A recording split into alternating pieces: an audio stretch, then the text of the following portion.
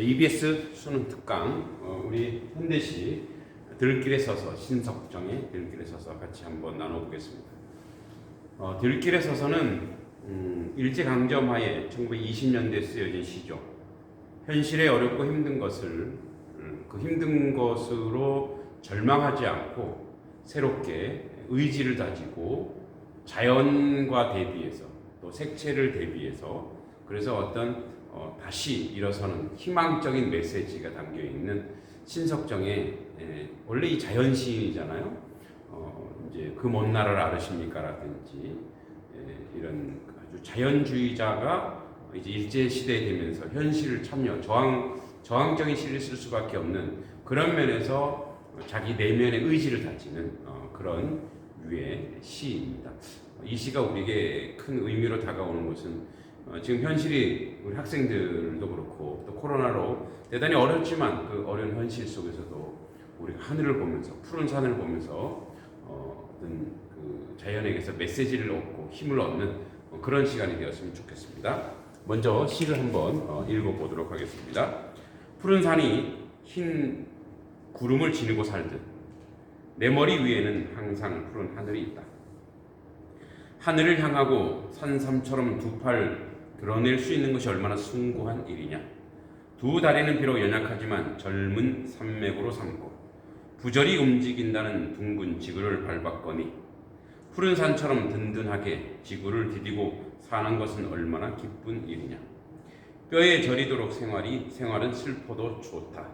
저문 들길에 서서 푸른 별을 바라보자. 푸른 별을 바라보는 것은 하늘 아래 사는 거룩한 일과 영이.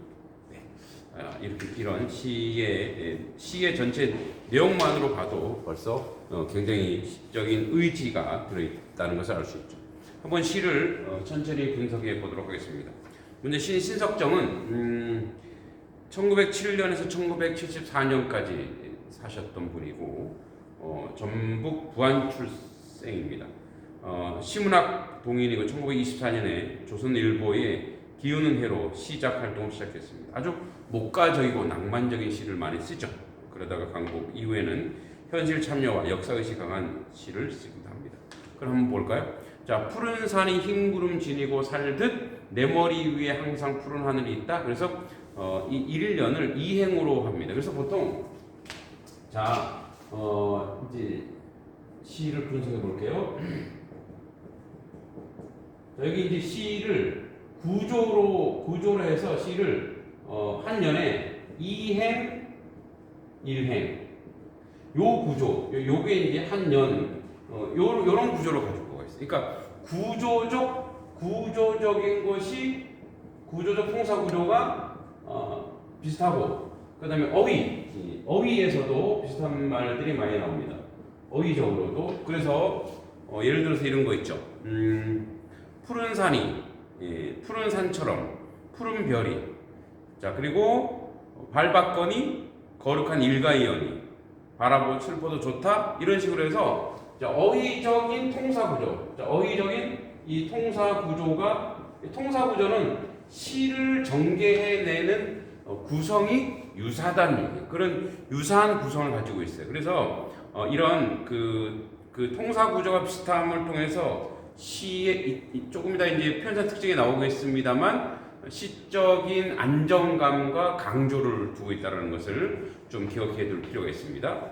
자 봅시다. 푸른 산이 우리가 뭐 동그라미 칠 때 푸른 산이 동그라미죠. 흰 구름 지니고 살듯 화자 자신이 자신과 동일시하는 존재. 푸른 산은 감정이입이죠. 푸른 산. 자 푸른 산이 그다음에 뭐가 있죠? 흰 구름을 현실 의지 이상적 이상 또는 의지. 자 푸른 산 흰 구름 지니고 살듯 그렇죠? 이렇게 동일시하는 존재. 그래서 화자가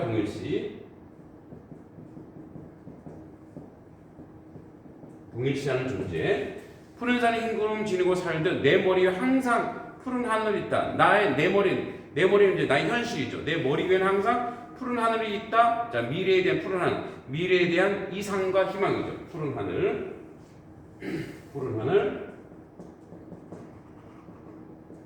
미래에 대한 이상과 희망. 항상 내 머리에 푸른 하늘이 있다. 그래서 현실이 너무 힘들어도 하늘을 봐라. 얼마나 좋냐. 오늘은 좀 미세먼지가 많아서 그렇지만 맑은 날 얼마나 아름답고, 그죠? 거기서 힘과 에너지를 얻을 수 있다, 이 얘기죠. 하늘을 향하고, 이 하늘 지향을, 하늘을 향하고 산삼처럼, 이 산삼처럼 두 팔을 딱 벌리는 거예요.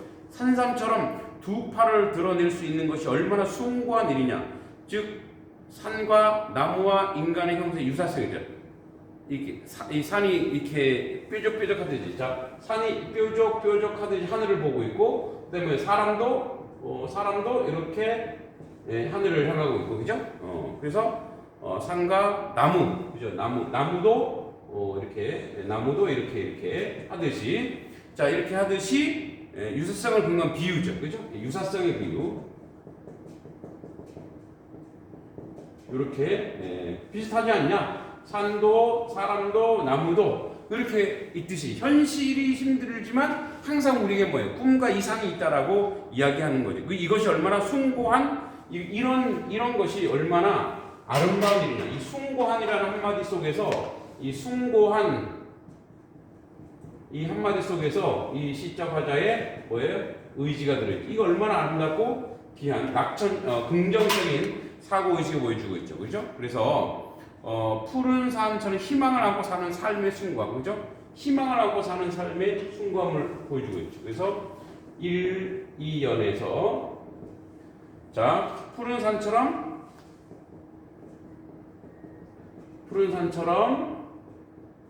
희망을 안고 사는 삶의 숭고함. 얼마나 삶이 숭고하고 아름답냐. 우리 안에, 우리 속에 산이 있고, 그 다음에 하늘이 있는데 얼마나 귀하고 아름다운 삶이냐, 이 얘기를 하고 있는 거예요. 자, 그 다음에 이제 3년 볼게요. 두 다리는 비록 연약하지만, 현실이 연약한 거, 그죠? 연약하지만 젊은 산맥으로 삼고, 그러니까 젊은 폐기가 느끼는 이미지죠. 젊은 산맥. 비록 두 다리가 비록 연약하지만 그러나 젊은 산맥, 아까 푸른 산과 비슷하죠. 젊은 산맥, 이거를 두 다리를 젊은 산맥 삼겠다는 얘기죠. 그러니까 뭐예요? 폐기죠. 젊은 폐기. 힘들지만 그래도 이겨내겠다. 폐기의 이미지. 그러니까 뭐예요? 여기 의지적. 대단히 의지적이죠. 젊은 산맥을, 자 젊은 산맥으로 삼고 부절히, 아주 끊임없이, 그러니까 끊어지는 것을 중단하는, 부지런히 움직인다는 둥근 지구, 부지런히 지구가 움직인다는 둥근 지구를 밟았거든요. 자, 지구가, 여러분 지구 계속 자전과 공존을 하잖아요, 그죠? 지구가 이렇게 돌기도 하고 또 자기 스스로 돌기도 하죠. 이 지구가 부지런히 끊이지 않고 이렇게 움직이잖아요. 내가 여기에 이 부지런한 지구를 닮아서, 나도 지구를 닮아서 밟고 있는 거 아니냐. 중국 발건이 뭐예요? 말줄임표 여운이죠. 말줄임표 발건이, 여기 발박건이 이렇게 말하면 여운을 주고 있어요. 그 여운 안에 뭐가 있냐면, 내가 이런 지구를 밟고 있는 것처럼, 그런 것처럼 나도 지구 안에서 부지런히 지금 움직이고 있다는 거죠. 그 다음에 사역. 푸른 산처럼, 지기법인데, 푸른 산처럼, 아까 푸른 산 1년에 나왔죠? 든든하게 지구를 뒤로 사는 것이 얼마나 기쁜 일이냐. 자, 이번에는 이것이 나에게 얼마나 기쁜 일이냐고 나왔어요. 자, 아까는 뭐가 나왔죠? 숭고한 일이냐. 숭고한 일이냐. 자, 여기서 이제 푸른 산처럼, 나는 푸른 산처럼 든든하게 지구를 시각적인 신상을 통해서, 그러니까 푸른 산은 어려운 현실에도 뭐예요? 희망을 일치하는, 그죠? 희망을 일치하는 자세, 그죠? 희망을 일치하는 자세니까 의지적으로. 이 푸른 산처럼 든든한 지구를 뒤로 사는 건 얼마나 기쁜 일이냐. 아까 뭐였죠? 아까 숭고한, 이번에는 뭐예요? 기쁜 일이냐. 이거 얼마나 나에게 기쁜 일이냐. 그래서 숭고함과 동시에 나에게 기쁜 일이다. 이것도 의지를 얘기하고 있죠. 얼마나 기쁜 일이냐. 그러니까 굉장히 긍정적으로 또 뭐 낙천적으로 의지적으로 희망적으로 보고 있는 거죠. 그래서 3년과 4년의 주제는 연약하지만 굳은 의지로 살아가겠다는 삶의 자세, 그죠? 연약하지만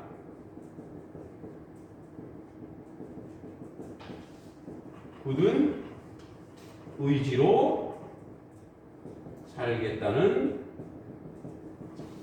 삶의 자세. 이제 이때가 일제강점기고 어려운 시기지만 절망하고 낙오할 수 없다. 의지를 가지고 그리고 어떤 어려움, 이 모든 어려움들을 이 푸른 산, 푸른 산맥, 젊은 산맥을 보듯이 푸른 하늘 보듯이 그렇게 희망적으로 나는 살아가겠다고 하는 의지가 이 안에 깔려 있는 거죠. 자, 마지막 5, 6년. 뼈에 저리도록 생활에 슬퍼도 좋다. 그죠? 아까 뼈에 저리도록 두 다리 비로 연약하지만 다 똑같은 거죠. 힘든 사람이 뼈에 저리도. 자, 시적 화자가 처한 상황은 뭐예요? 뼈에 저리도 힘든. 시적 화자의 상황 어때? 화자의 상황. 화자의 상황은 뭐예요? 뼈에 저려. 너무나 힘든 거예요. 그죠? 현실에 고통과 현실에 아픔이 있어. 자, 뼈에 저리도록 생활에 슬퍼도 좋다. 슬픔은 슬픈데 이 슬퍼도 뭐예요? 좋다라고 얘기해. 좋다. 슬픔도 내가 이겨내겠다. 의지인 거죠. 의지, 그죠? 그래서 어려운 의지인 거죠. 자, 그다음에 점은들길. 현재 슬픈 감정과 동일한 상황이죠. 점은들길. 왜 점은다는 건 뭐예요? 길이 있는데 아침 햇살길이 뭐 희망이지만 점은 거예요. 이렇게 해가 지는 나라의 구분이 어려운 삶의 어려움. 점은들길, 그죠? 부정적인 현실이죠. 암울한 현실, 점은들길, 암울한 현실.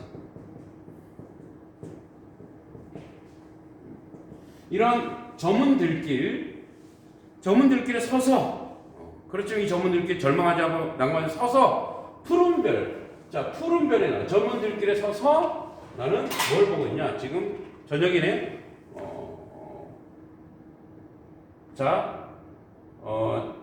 점은들길에 서서 푸른 별을 내가 지향하고 있는 건 뭐예요?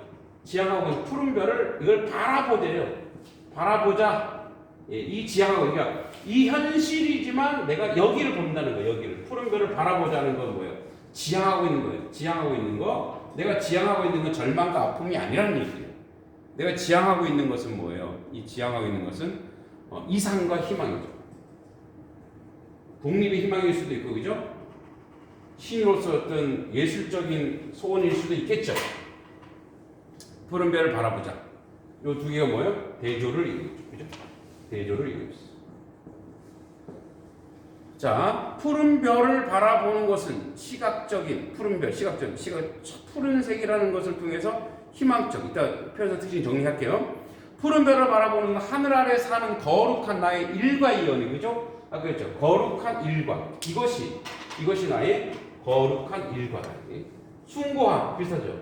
거룩한 나의 일과, 이 나의 거룩한 일과다. 이렇게 의지적으로 사는 것이 나의 하루의 삶이란 얘기죠.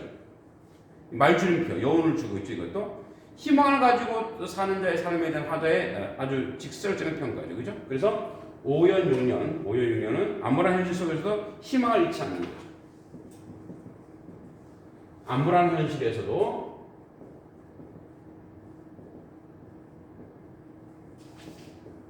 희망을 잃지 않는.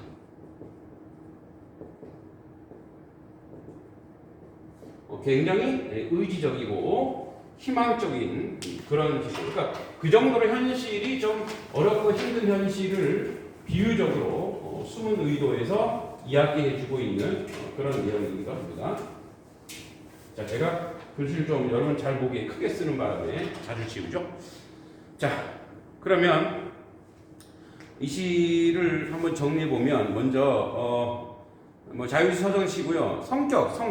이 시가 있는 성격. 이 시의 성격. 저 비유가 되게 많이 나왔죠. 그죠? 그래서 비유, 의지적, 희망적. 비유적, 의지적, 희망적인 시다. 자, 그리고 이 시의 주제. 주제. 색깔이 안 나오지만 그래도 주제 빨간색으로 써볼까요? 자, 어려운 현실을 이겨내고자 하는 굳센 삶의 의지, 그죠? 자, 현실의 어려움을 이겨내고자 하는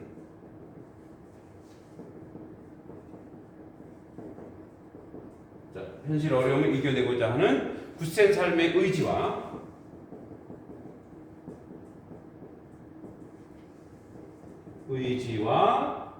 또 이제 희망이 있죠, 그죠? 이상을 추구하는 거죠. 그런 어려운 현실 속에서도 이상을 추구하는 그런 시라고 볼 수 있습니다. 자, 우리 여기 이제 표현상 특징이 좀 잘 나온 게 있는데 그 표현상 특징을 한번 봅시다. 이 표현상 특징이 굉장히 좀 중요합니다. 한번 볼게요. 이쪽에다가 시에서 여러분들이 수능에서 찾아낼 수 있는 거는 뭐 내용은 희망적, 의지적 다 찾아낼 수 있죠. 근데 여기에 들어가고 있는 이 시를 구성하고 있는 어떤 구성 요소, 이 시를 전개했을 때 어떤 방법으로 전개했는지를 잘 알아야 되겠죠. 그래서 표현상 특징.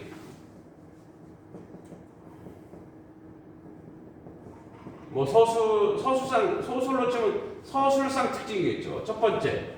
자, 우리 앞에서 했듯이 여기 보면 어둠, 밝음, 그죠? 그래서 뭐죠? 자, 그래서 주제의식이 어둠은 뭐가 있었냐면 아까 나왔듯이 저문들길, 그죠? 저문들길. 부정적 현실이죠. 어려운 현실, 일제강점기니까 저문들길, 부정적 현실. 그리고 밝음, 푸른 별 많이 나왔죠. 푸른 별, 또 푸른 하늘, 하늘, 그죠? 긍정적. 자, 요런 대비를 통해서, 요런 대조를 통해서 뭐가 나오냐? 이 시의 주제의식을 구현하고 있다. 주제가 뭐예요? 어려운 현실에도 이 현실을 이겨내겠다고 하는 거죠. 자, 그 다음에 이 자기 자신을 직접 나왔어요, 그죠? 나의. 그래서 하나 직설적, 그죠? 직설적이니까 이 의지가 얘네 들어있는 것이죠.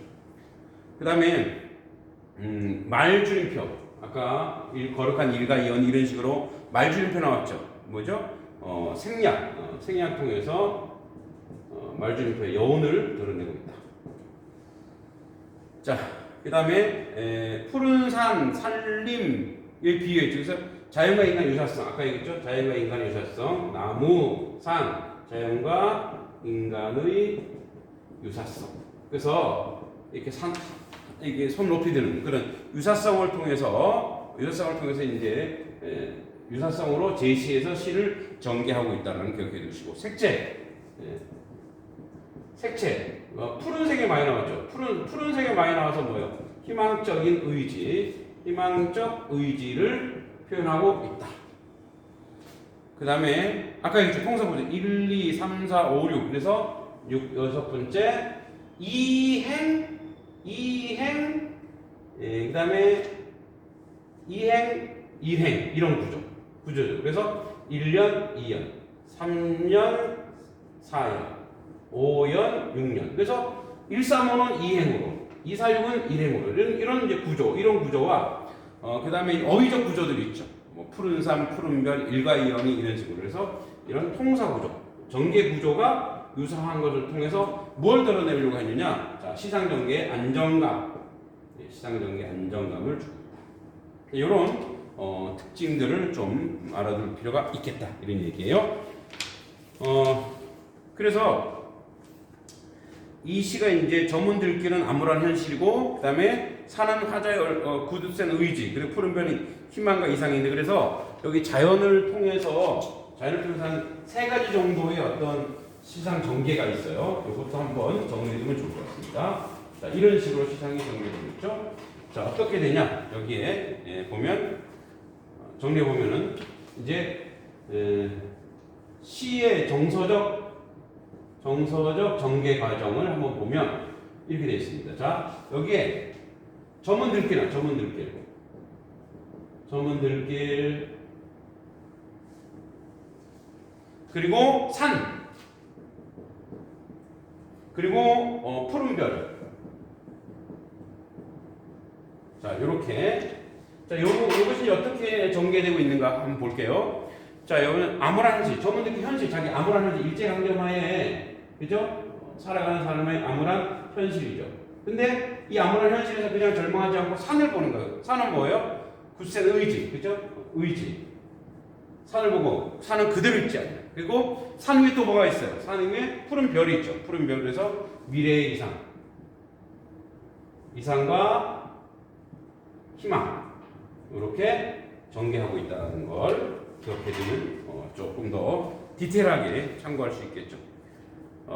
그래서 이 정도로 우리가 보면 될 것 같은데 이제 그 일제강점기의 전원문학은 신석정이나 김상용 이런 사람들이 전원을 배경으로 해서 의지를 다지는 그런 시들을 많이 썼다는 걸 기억해 두시고 서정주의 무등을 보면과 좀 유사하게 즉 현실에 고난이 있지만 그 고난을 의지적으로 이겨내는 그런 시가 있다는 걸 기억해 두시면 됩니다.